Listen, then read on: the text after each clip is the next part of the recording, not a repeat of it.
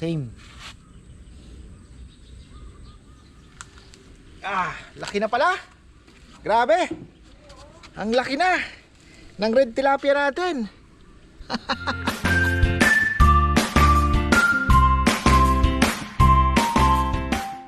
Ayan mga farmer, namimingwit po kami ni Nene. Kaya lang ang hinuhuli namin ay ayungin. Ito parang ibang klase ng tilapia ng mga Laguna Lake. Ibang klase. Tingnan nyo, ito yung mga bagong batch na di ko po alam. Hindi ito tilapia eh. Oh, parang predator yata ito. Ibang klase ang bibig oh. Oh, ibang klase. Hindi po to. Ito yung nakita kong kumakain ng ayungin. Ano pa to? Sibas? Ibang klase. Oh, ano kayang isda ito? Isda, tilapia. Wawa ka naman. Sige. I give you another chance. Yari tayo. Natawa na naman ako. Ang daming halo na binili nating fingerlings dun sa Laguna Lake na yan. Eto mga farmer, yan o. Ang ano daw noon is juvenile Paracromis, also known as guapote or rainbow bass. Ewan ko, according to Google, highly predatory. Ang dami nating nahuhuli mga farmer, yan. Patay tayo, predator na naman to. Lumalaki daw eh, pero masarap siguro. Yari na lang sila, kainin na lang natin. Ayan, so control natin ang ano. Medyo nakarami na po ako eh. Puro ganun ang nahuhuli ko. Kala ko nga nung una ayungin. Hindi pala. Kaya pala yun yung nahuli ko na nakita ko na kumakain po ng ayungin na maliit. Ayun. Yari tayo. Palagay ko ito sumama po ito doon sa huli nating yung huli nating deliver na fingerlings galing sa bay. Doon pumasok. Medyo marami kasi hindi naman siya pwedeng humalo sa ayungin dahil kitang-kita naman natin yung ayungin eh. Yung mga maliliit pa na fingerlings ng red tilapia, doon siya humalo. Marami, puro ganun ang nahuhuli ko.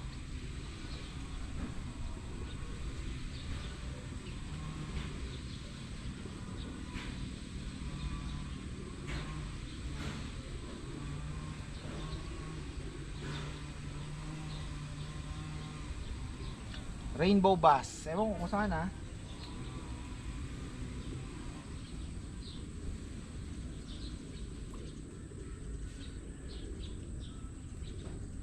Yan naman oh.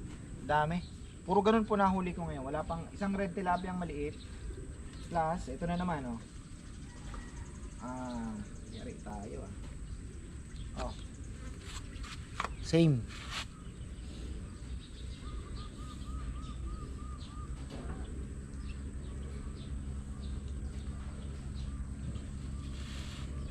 Sabi ni Papayam tilapia, pero Papayam sabi ko hindi tilapia ito.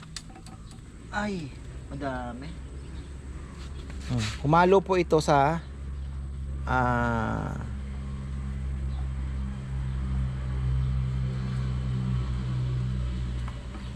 pangalawa nating yung last natin na yari tayo. Lipat tayo sa kabila. Dito may mga red tilapia. Red tilapia yung target natin. Pero naalala ko kasi bagay merong magkocontrol ng ating population. Isa sa mga advantage.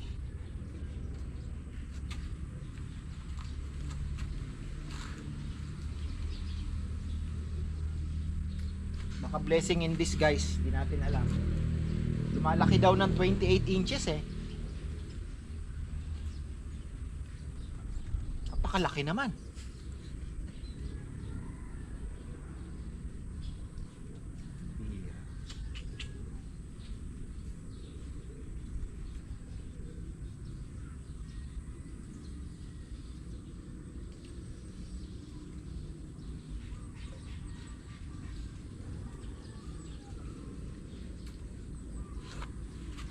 Mahuli ah.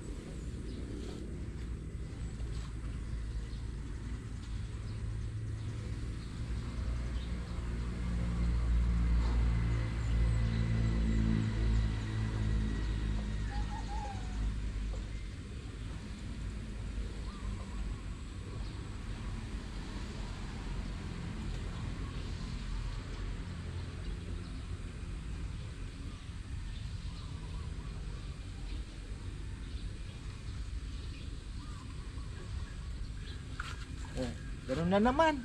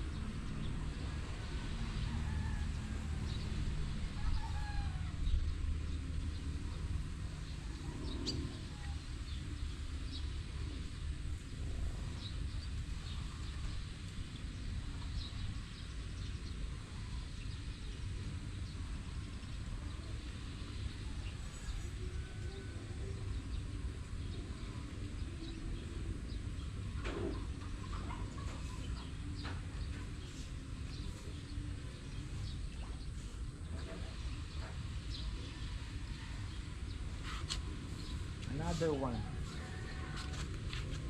Patay tayo. Marami ata ang pumasok na ganito ha. Ayan oh, dami nila. Patay. Wild setup talaga mangyayari sa atin nito. Ibang klaseng isda ito ha. Kaya nung una kong tingin parang sibas. So rainbow trout daw ito mga ka-farmer, parang sibas ang itsura niya na. Native daw to sa North America ba o ano? Rainbow trout. Buisit na yan. Karoon tayo ng ganito dito. Okay lang. Yan talaga ang adventure natin sa pan. Makahuli ng ano? Tilapia.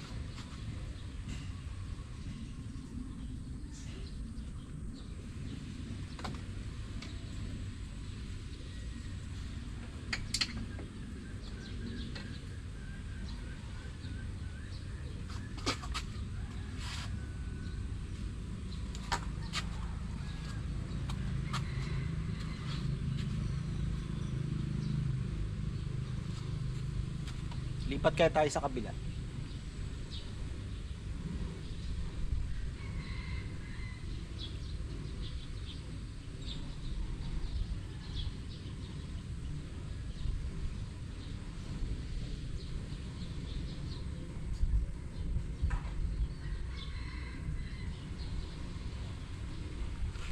Tayo sa kabila. Mas mahirap mamingwit dito. Balik tayo doon. Tapos marami po ang ganon. Actually matagal ko nang nakita yun eh. Nahuli ko siya mismo. Pinipilit niyang kainin yung maliit na ayungin. Mukhang yari tayo ganito na lang. Pagka namimingwit kami, talagang yun ang tatargetin namin hanggang sa mabawas sila ng mabawas. Diba? Huwag na nating hintayin na ano. Pero maliit pa, sayang naman eh. Masarap eh. Diba? Pits pa naman ang kinakain niya ngayon. So kasabay niyang lumaki yung mga red tilapia. So ayungin ang nanganganib dyan. Ayungin po ang nanganganib. Maano din naman, makokontrol naman siguro yan. Pagka yan ay yan ang uunahin nating targetin, diba? Malay nyo, masarap. Tatanong natin kay ating kaibigan Michael Directo, maraming alam sa ganyang mga isda. Hindi kasi yan hindi ako familiar dito niyan sa Pilipinas. Hindi ko alam kung bakit nagkaroon ng ganyan. Ibig sabihin napakarami na palang isda sa Laguna Lake na invasive, mga predatory ba? Predatory yan. Ay tayo ba?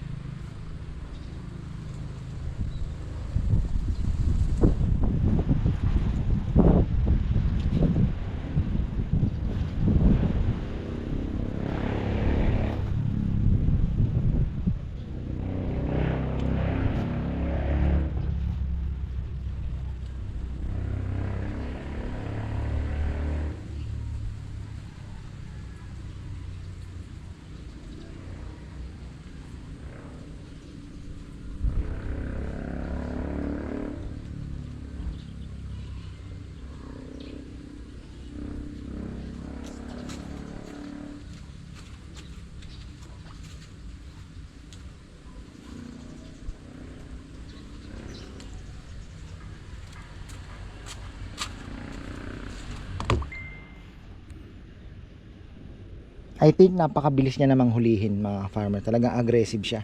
Ayan na naman, oh. Ay! Ay, nako. Taytaya. Sigurado to, kahit artificial ang pamain mo, titirahin yan. Kasi tingnan nyo, oh. Tingnan mo yung bibig, oh. Ibang klase.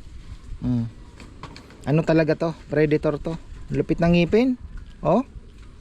Ayan yung ngipin niya, oh. Oh. Ito nyo. Oh. Pipicturean natin at isasend. Nakahuli tayo ng malaki. Sana huwag makawala.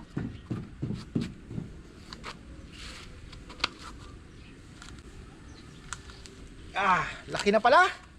Grabe. Ang laki na ng red tilapia natin.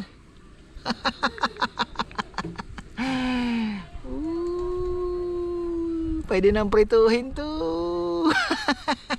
Tingnan mo. Ang laki na.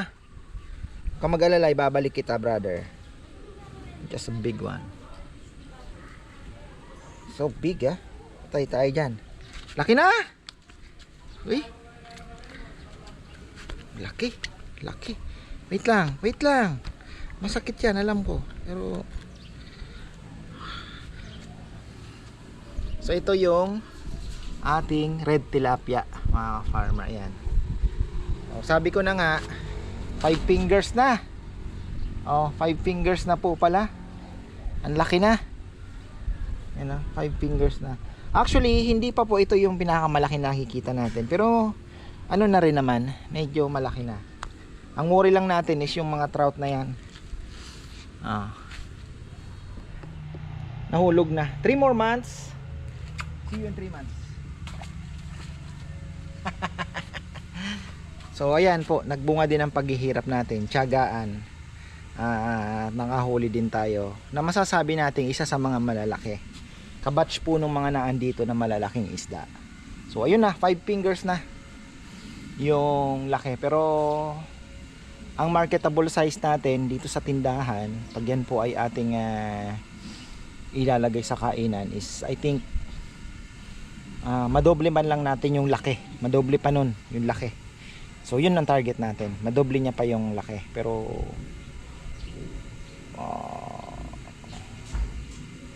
5 fingers, nasa mga size 3 na siguro yun. Size 3, mga size 3. Tatlo 1 kilo. Feeding time na. So ayan, may bad news and good news. Hindi ko alam kung saan tayo papanig dyan. Actually, hirap ano. Okay din sana. Kaya lang mukhang marami po yung ating anong yun. Pero yun nga, exciting din kasi makakapagpalaki tayo nun pag nahuli mo yun, di ba? Mukhang malay natin masarap siyang isda.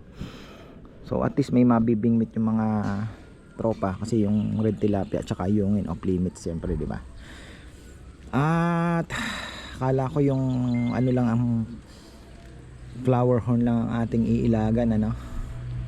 So yun yung sinasabi ko, may humalo talaga na ibang isda na parang tigre, mga farmer, na kakaiba. Yun na yun. Nag-message na ako kay brother Michael Directo. Alam ko sigurado kung 100% alam niya yung isda na yan. At marami ata sa bandang Amerika. Parang trout. Kasi yung itsura nung trout, ganun eh. Rainbow trout nga, ano. So sabagay, sabi ni Google rainbow trout. Confirm na lang natin. Pag-aralan natin yung characteristics ng isdang yan. Pero ang good news, mga ka-farmer, 5 fingers na yung malalaki nating tilapia. Ayan o, yung mga naan dito na nakikita nyong malalaki. Sabi ko na pagka nasa tubig akala nyo maliit lang, pero pagka binulat-lat nyo na, ganito na kalaki yung ating tilapia. So that's good. Matuma lang kumain kasi siyempre busog po, mga ka-farmer. Gaya ng sabi ko, marami tayong natural food dyan. Ayan, dito, lalo na dito. Ayan yung mga yun, kasing laki na nun. Yan. Pakain lang tayo ng marami po kasi ang dami kong nahuli. Hindi lang mga 8 beses. Tsaka aggressive siya. Snatcher talaga. Talagang ini-snatch niya po yung ano. Ang problema natin dyan, yung ayungin nating mga maliliit, baka maubos, lalo na pagka medyo lumaki na siya, baka pati yung ayungin natin na ano kainin din. Pero ano naman kontrolin na lang natin at the same time. Ayungin naman po makakakuha naman tayo. Ang importante na patunayan natin na mabubuhay natin dito. Pero sayang pa rin, di ba? So ang target natin ayun, pagka lumaki-laki na po anuhin na natin. I-try na natin na bingwitin lang. Mukhang aggressive naman, mabilis hulihin dahil dito pa lang ang dami na pong nahuli. Although baka marami. Ay nako. Okay lang 'yan. Ganun talaga, hindi naman natin kasalanan na ihalo, di ba? Wala naman po ako kasing makukuhanan ng red tilapia na fingerlings na masasabi nating legit, kasi itong problema dito sa red tilapia hindi ko alam sa mga taga Laguna Lake, hindi kagaya nung dito sa Pampanga na talagang pag tilapia 100% tilapia ang makukuha ninyo. Dito sa Laguna Lake naka wild kasi kaya minsan may halo talagang ibang isda. Ayun may maliit nga na tilapia ang sumampatay na. Ayan, doon tayo sa kabila magpakain. Surprise ako doon ibang klaseng isda yun yun yung nakita ko doon sa may ulang. Sabi ko ba't kinakain yung huling-huli ko pero nakawala yung maliit na ayungin. Kakainin ng isda na kakainin yung mga ayungin natin. Ay nako, kailangan yan.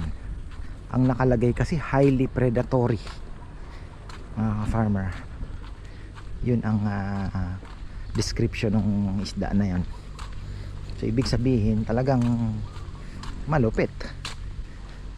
Kailangan natin makontrol. Bagay na andyan naman si Dexter at malay natin masarap yung isdang yan, hindi natin titigilan, di ba? Hindi natin titigilan. Baka sa artificial pa kumana yun baka sa artificial po kumana yun dahil aggressive. Dito hindi ko lang na video, nakahuli din ako 2 beses. Ibig sabihin marami sila. Patay tayo, men. Yari tayo. So ibig sabihin yung mga naandyan nakikita natin na parang itim, bagay yung ayungin, kitang kita mo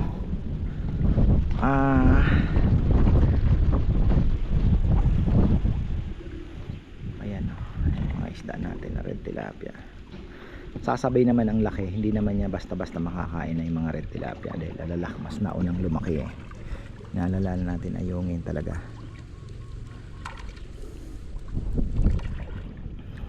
Hindi naman natin kasalanan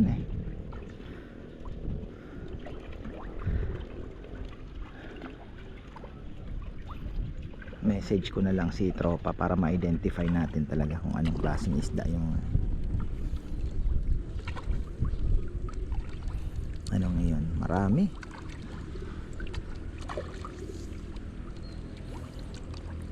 positive na nahalo po doon sa huling batch na yon kasi same size sila. Yung una kong batch na nakuha walang ganun. Yung pangalawa kasi halos ganun po ang nakuha. Imposible naman nang wala pang lumaki. Kung may kabatch dito yon malaki na rin, makahuli na tayo, di ba? Pero wala wala tayong makitang ganung kalalaki. Naandoon po sa huling batch ang natin. Nasa huling batch yung mga isda na yon.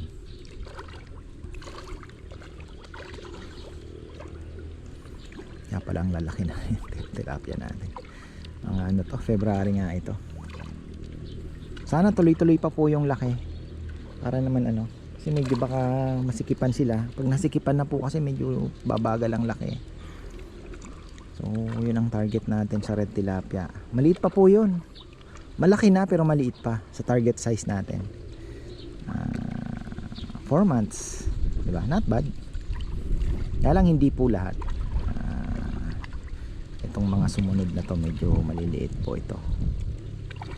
Parang behind ng 1 month yung majority ng mga isda na naandito. Kaya hindi po natin pwedeng apurahin pa. Actually marami po ang nagtatanong na din, nag-i-inquire Kaya lang, sabi ko sayang naman po yung sayang yung ilalaki pa. Pero tingnan natin, December, try tayo mag sinigang sa miso.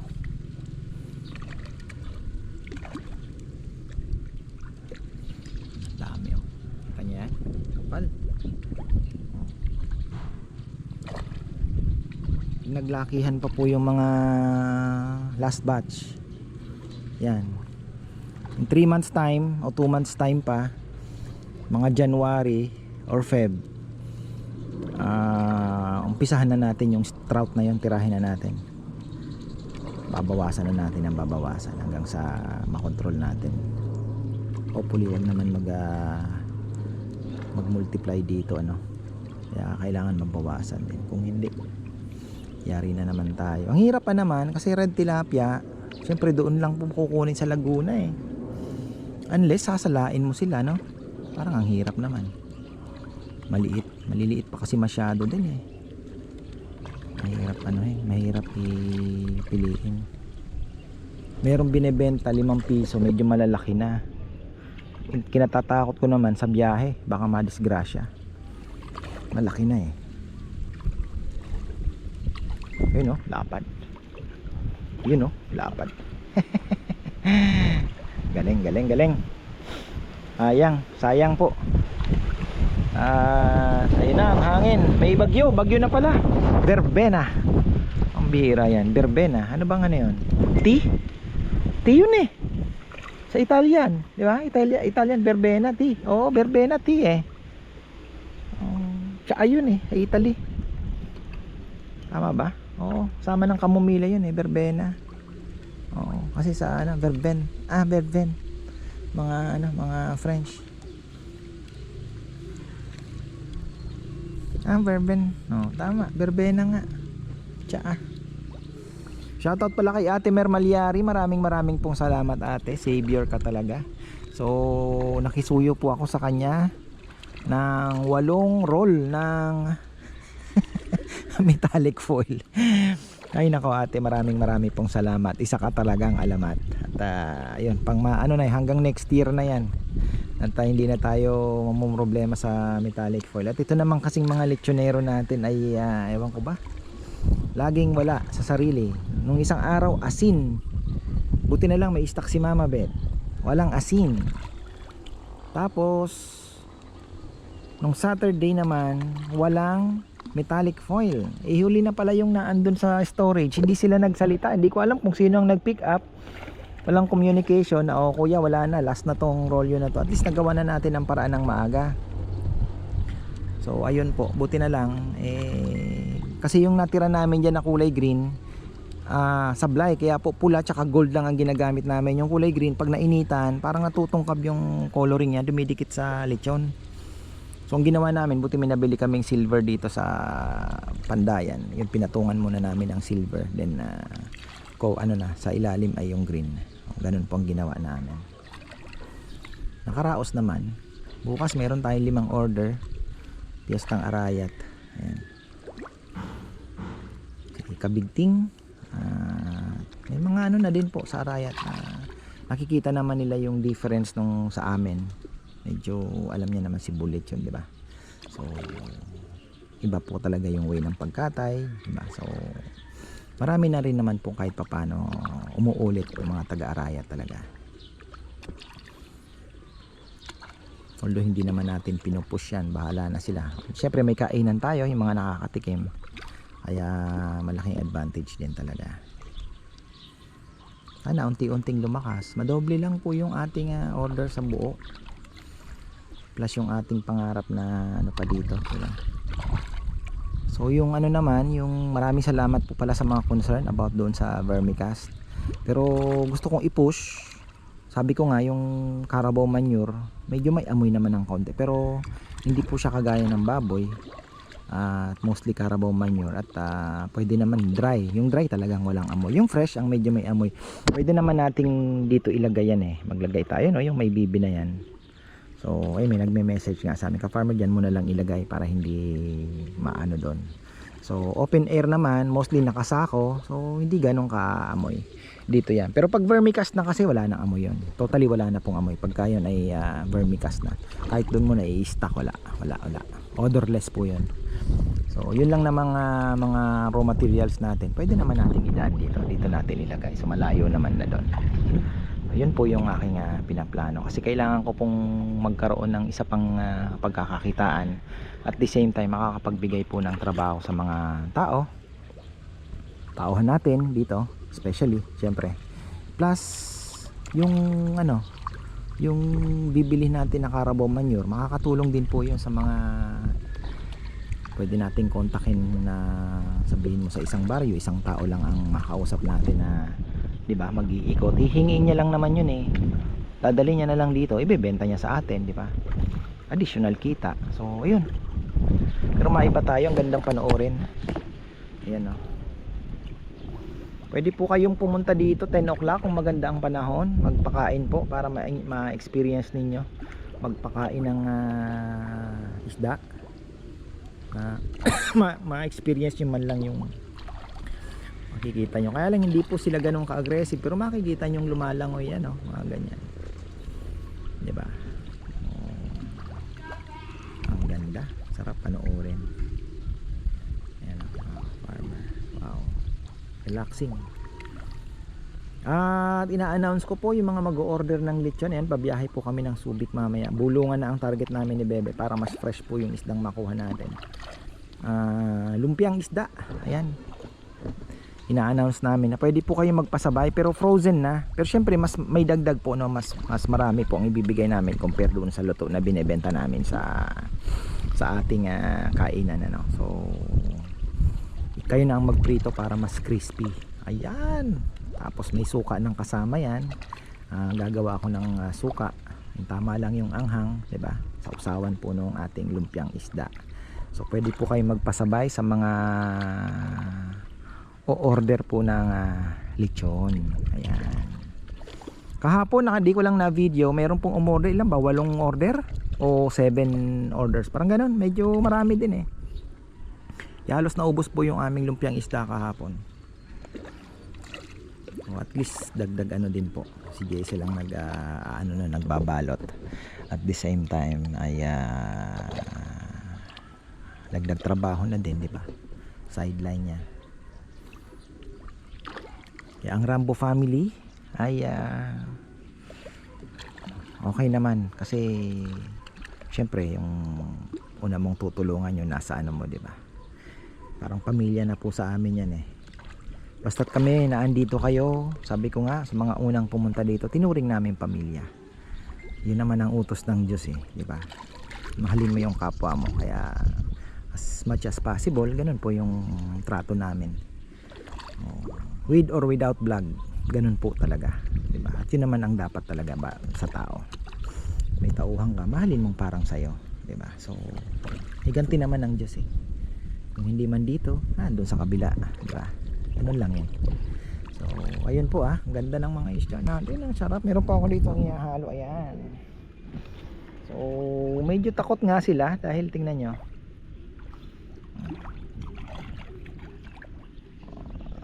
antay pa tayo mga 2 to 3 months mga farmer.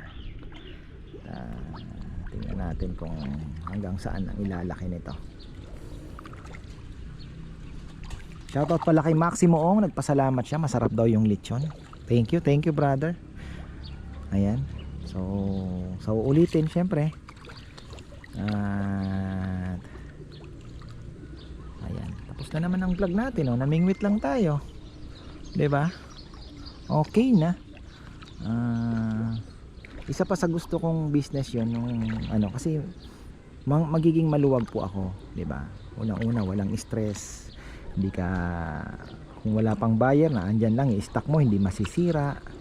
Tapos yung mga tao mo may trabaho, pwede mo sa kanilang iwan, pwede kang umalis, di ba? Pagawa pa ng ibang makabuluhan pang magagawa mo, di ba? So ganun naman.